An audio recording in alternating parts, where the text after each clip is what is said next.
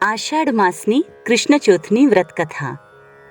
માતા પાર્વતીએ પુત્ર ગણેશને પ્રશ્ન પૂછ્યો કે, હે વત્સ, આષાઢ માસમાં ગણપતિના કયા સ્વરૂપનું પૂજન કરવું?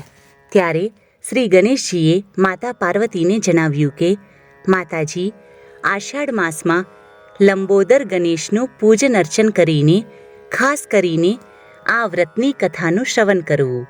આમ કહી શ્રી ગણેશજીએ આષાઢ માસની કૃષ્ણ ચોથની વ્રતકથા માતા પાર્વતીને કહી સંભળાવી. પુરાતન કાળમાં મહિષ્પતિ નામે નગરીમાં એક મહાબળવાન અને વીર્યવાન એવો મહાજીત નામનો ધર્માત્મા રાજવી રાજ્ય કરતો હતો. તે રાજા અપુત્ર હતો, તેથી તેને પ્રબળ પુત્રેચ્છા હતી. રાત દિવસ પુત્રની એશનાથી પીડાતો હતો. એને ઘણું બધું દાન પુણ્ય કર્યું, પણ વૃદ્ધાવસ્થા સુધી પુત્ર પ્રાપ્તિ ન થઈ.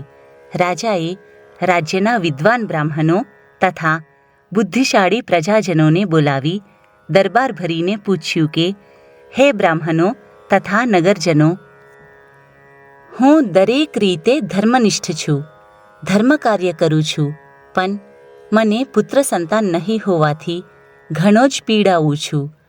પૃથ્વીનું પાલન હું નીતિ નિયમો પ્રમાણે કરું છું, છતાં સંતાન નથી.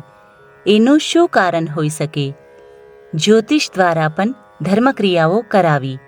ત્યારે બ્રાહ્મણના અગ્રણી એવા લોમેશ ઋષિએ કહ્યું કે, હે રાજન શ્રેષ્ઠ, તમો પવિત્ર ભાવનાથી અને શ્રદ્ધાથી આ આષાઢ મહિનાની વદ ચોથનું સંકટ મોચન લંબોદર ગણપતિનું પૂજન વ્રત કરો તો સંતાન પ્રાપ્તિ થાય. માટે આ ચતુર્થીએ ગણપતિની સંકષ્ટ ચોથનું વિધિપૂર્વક વ્રત કરવું. રાજાએ સર્વનો આદર સત્કાર કરીને શ્રી ગણેશજીનું વ્રત શરૂ કર્યું. ભગવાન ગણેશની કૃપાથી તેમની સુલક્ષણા રાનીને રાજાની ઉત્તરાવસ્થામાં ગર્ભધારણ થયો અને પૂરા માસે પુત્રરત્ન પ્રાપ્ત થયા. રાજાએ રાજ્યમાં મહોત્સવ મનાવ્યો. વિદ્વાનો અને બ્રાહ્મણ, ભિક્ષુક, યાચકોને દ્રવ્યદાન કર્યું. શ્રી ગણેશનો આવો ઉત્તમ પ્રભાવ છે.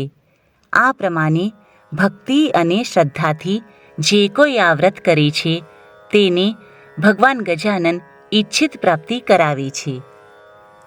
ભવિષ્યોત્તર પુરાણમાં આ વ્રતનો મહિમા ગ્રંથકારે સુંદર રીતે બતાવ્યો છે. આ શાસ્ત્રોક્ત ઉપાય છે. આમાં પણ ચંદ્ર ઉગેલો હોય એવી રાત્રિ લેવામાં આવે છે, જેને ચંદ્રોદય વ્યાપિની ચતુર્થી કહેવામાં આવે છે. જો યથાકાળે 2 ચોથ હોય તો આગલી રાત્રિની ચોથ લેવી જોઈએ. આ દિવસે વધારામાં સૂર્ય ઉપાસના કરવી. આ વખતે સવારે સ્નાનાદિથી પરવારી વિધિવત શ્રી ગણેશજીનું પ્રસ્થાપન કરીને આ પ્રમાણે સંકલ્પ કરવો. હે શ્રી ગણેશજી, મારું સર્વવિધ સૌભાગ્યવર્ધન થાય એ રીતે સંકટહરણ ગણપતિની પ્રીતિ અર્થે આ શ્રાવણી ચોથનું વ્રત હું શ્રદ્ધા ભક્તિથી કરીશ. આ પ્રમાણે સંકલ્પ કર્યા પછી લાલ વસ્ત્રાચ્છાદિત બાજોટ કે વેદી પર ગણેશની મૂર્તિ ઘઉંના અષ્ટદલમાં પધરાવીને શ્રી ગણેશનું અત્યંત તેજસ્વી સ્વરૂપનું ધ્યાન ધરવું, જાણે કરોડો કિરણો એમના મુખારવિંદમાંથી પ્રકાશી રહ્યા છે એમ. પછી પંચોપચાર પૂજન કરવું.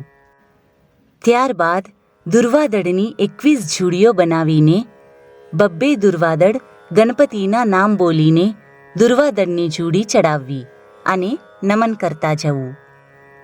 દુર્વાદળ ચડાવતી વખતે ગણપતિના આ નામોનું ઉચ્ચારણ કરવું.